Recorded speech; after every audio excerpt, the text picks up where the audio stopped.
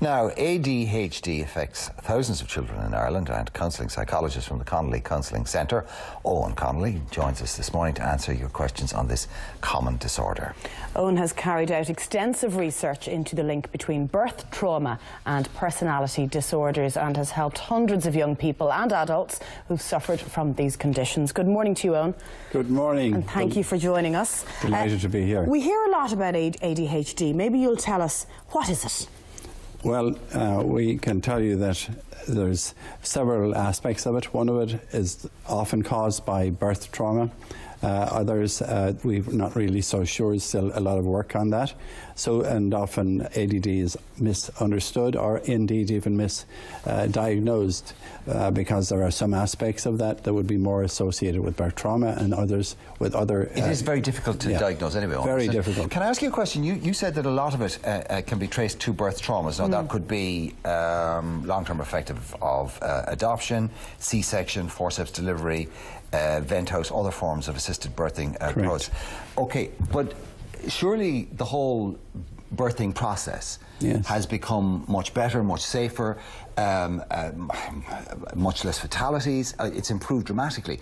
If that is the case, then, so why is there more and more people being diagnosed with ADHD? Well, unfortunately, you know where it is. You're right. What is important for obstetricians and people in that industry is live births. Once you get the baby out and it's alive, that's really their main purpose. And often there's an argument over the method.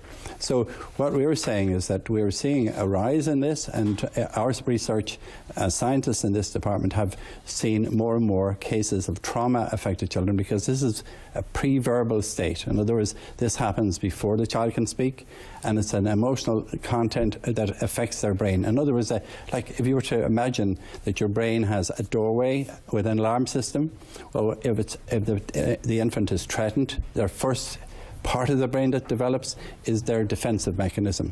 And if anything at all affects that sensitive child, particularly coming into the world with some sort of intervention that might be kind of threatening to the child, can trigger off this alarm. It's like your alarm goes off. Would modern maternity production line methods, if I can use that phrase, contribute? I would say I'm very concerned when they will offer you a 10-hour delivery service. In other words, you come in, sign here, and we'll get you out in 10 hours. That kind of thing troubles people like ourselves, because yes, you're doing a great favour perhaps to the mum, and she's not having the same kind of difficulties in the process, but she doesn't realise what might happen to the baby. But who can ever promise a 10-hour labour or a 10-hour delivery? I mean, well, there are some string. Every birth is completely individual. Well, that's the way it ought to be, because a baby has its time of coming, and we need to be allow that to happen. But there are so many interventions now, and of course, that you know, you can have elective C-section. So you're going on holidays, or the obstetrician wants to take a time off, and he sets a date, and that's when it's going to happen. So we're looking now into what happens to the brain of a child if that alarm system kicks off, which typically, and if that goes into its alert state, you'll see the child being kind of cry baby, colicky baby, very early on, not wanting to make contact with people, having attention deficit problems, or find it difficult to associate with other kids, disruptive at school. There's a whole bunch of things that also resemble what we have known to be ADD and ADHD. Let's talk about the because it is difficult to diagnose. Are there absolute symptoms that instantly indicate ADHD?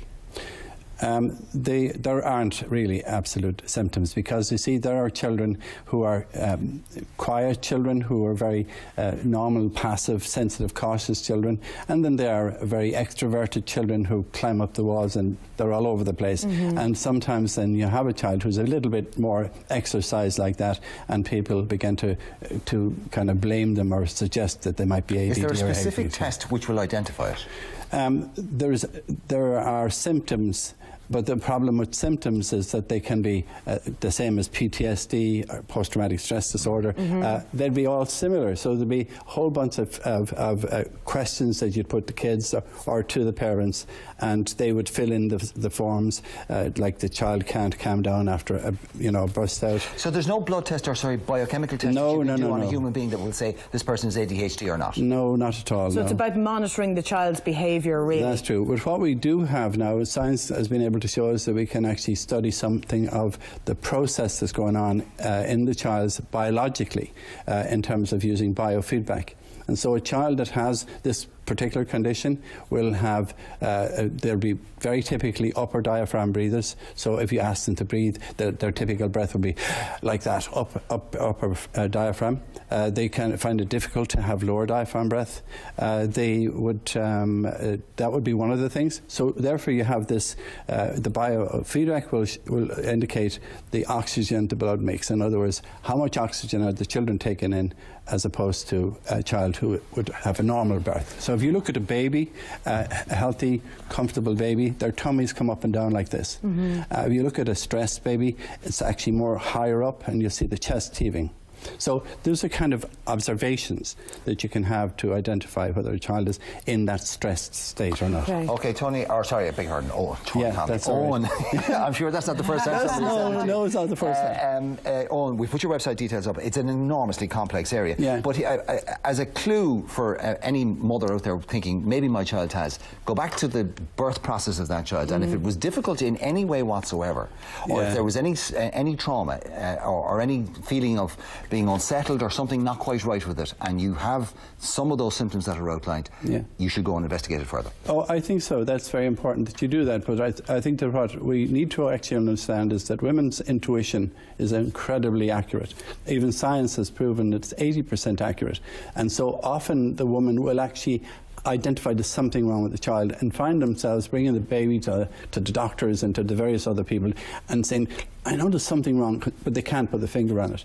And sometimes it's just because trust your instinct. had this. I think it's very important. Your gut instinct. Thank you very much indeed. Connolly Counselling Services. Centre, and we look after the non-medical side of things. Okay. All right. Thank you, Owen. Thank you.